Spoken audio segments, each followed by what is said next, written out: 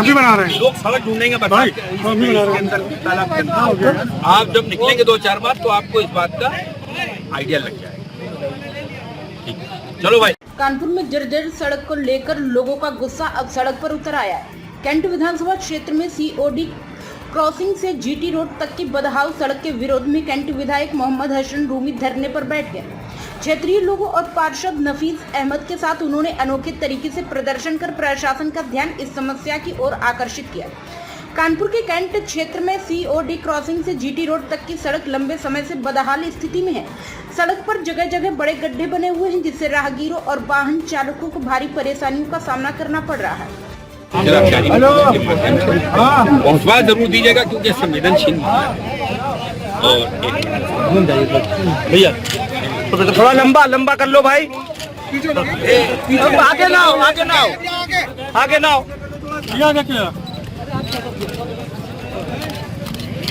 इसी समस्या को लेकर कैंट विधायक मोहम्मद हसन रूमी, पार्षद नफीस अहमद और बड़ी संख्या में स्थानीय लोगों ने धरना प्रदर्शन किया।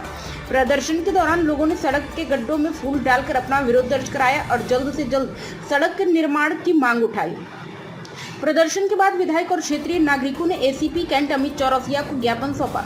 ज्ञापन के माध्यम से प्रशासन से मांग की गई है कि क्षेत्र की इस महत्वपूर्ण सड़क का निर्माण कार्य जल्द शुरू कराया जाए ताकि आम जनता को राहत मिल सके। एसीपी कैंट ने भी प्रदर्शनकारियों की बात सुनी और संबंधित अधिकारियों तक मांग पहुंचाने का आश्वासन दिया।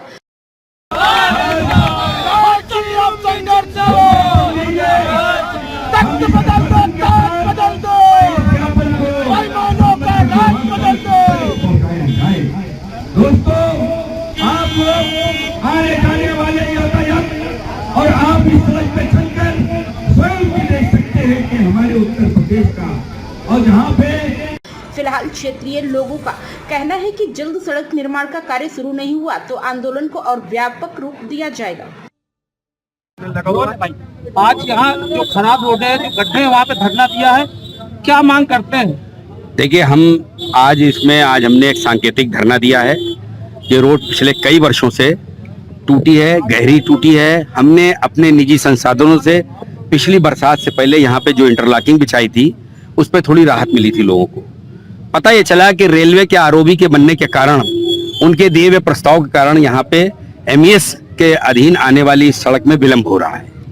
हमने संबंधित अधिकारियों को, ब्रिगेडियर साहब को, अपने समाज की, अपने मतदाताओं की, आने जाने वाले लोगों की ये बात पहुंचाई कि हरिहरनाथ धाम से और यहाँ तक सीओडी क्रॉसिंग से होकर और जीटी रोड तक जो मिलने वाली सड़क है उसकी हालत बहुत खराब है।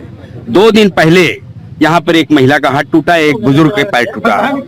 और जब ये हो गया तब हमने चूंकि ब्रिगेडियर साहब ने नवंबर तक बनने के लिए हमें पत्र लिखा था, यहाँ पे होर्डिंगों में हमने उस पत्र को डिस्प्ले भी कर दिया। तो चूंकि यहाँ पर इस समय हम लोगों को राजनीतिक रूप से सबको एक होकर काम करना है। हम चूंकि समाज के लिए काम कर रहे हैं, अपने मतदाताओं के लिए काम कर रहे हैं, आने वाले कानपुर के हर उस लोगों के लिए ये काम कर रहे हैं जो इस सड़क से गुजरता है।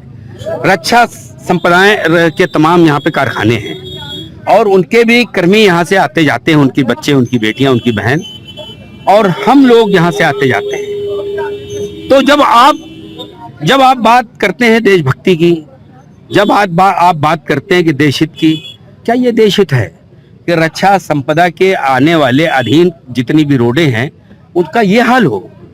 हम तो मांग करेंगे आपके चैनल के माध्यम से कि आदरणीय प्रधानमंत्री जी संबंधित जितनी भी देश के अंदर कारखानों से मिली जुली सड़कें हैं उनको इतना स्मूथ बना दें, इतना अच्छा बना दें कि हमारे रक्षाकर्मी, उनके परिवार और उसके बाद सिविलियन जितने भी लोग यहाँ से आने जाने वाले लोग हैं, राहगीर हैं, उनको इस बात का एहसास हो कि हमारे देश के अंदर जो डबल इंजन की सरकार है वो टकरा नहीं रही है। क्योंकि हमने विजन 2047 में जब हमने सदन के अंदर अपनी बात को रखा, माननीय मुख्यमंत्री जी बैठे थे, माननीय मुख्यमंत्री जी को संज्ञान में लाकर उन्होंने मेरी बात को संज्ञान में भी लिया।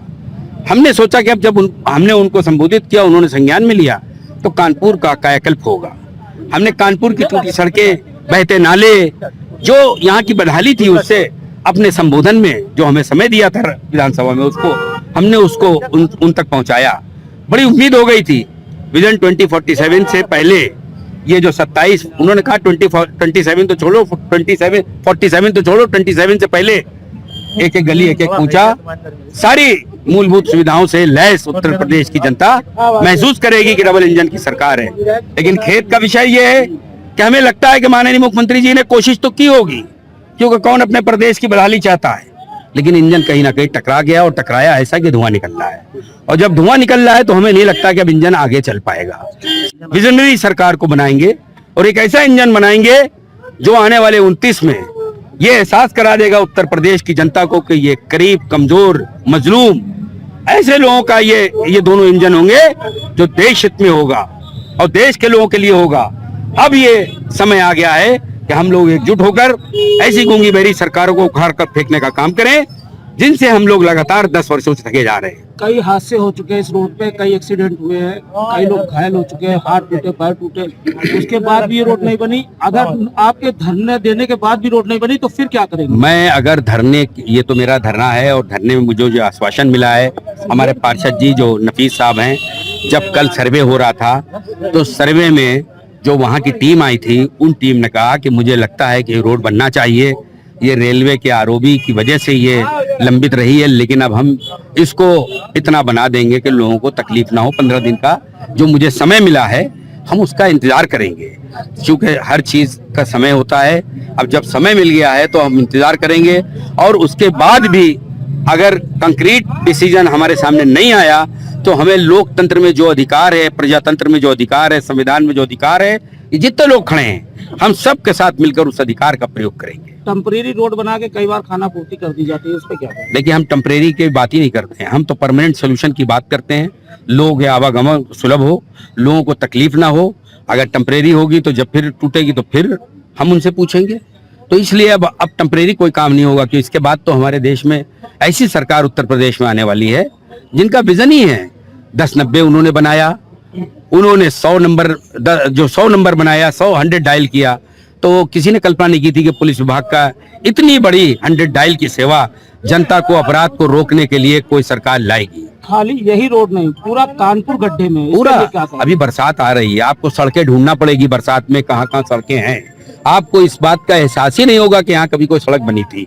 आप देखेंगे पानी और नाव, चूंकि हम लोग हम जिस विधानसभा से आते हैं बड़ी है, भौगोलिक रूप में काफी बड़ी है, और यहाँ पे इससे पहले जो भी विधायक रहे हों, मैं उनकी गहराई पे नहीं जा रहा हूँ, लेकिन उन विधायकों ने जनहित का काम न करके स्वयं हित के काम किए और स्वयं हित के काम में जनता ने उन लोग को नकार दिया। और जनता ने जब उनको नकार दिया तो मेरा और यहाँ के मतदाताओं का, हम सब की जिम्मेदारी है कि अपनी विधानसभा के एक एक मतदाता के जो दिल की भावना है उसको पूरा करें, चाहे वो हमारा वोटर हो चाहे वो हमारा वोटर ना हो। हम उसके दिल के जज्बातों को समझकर सरकारों तक उसके जज्बात को पहुंचाने का काम करेंगे। कैंट द्वारा सीओडी पुल के पास जो रोड है क्षतिग्रस्त है, इसके निर्माण और मरम्मत के लिए सांकेतिक धन्यवाद दिया जा रहा था। ज्ञापन ले लिया गया है और जिसमें संबोधित पहुंचा दिया जाएगा। प्राइम संदेश न्यूज से शकील अहमद की विशेष रिपोर्ट।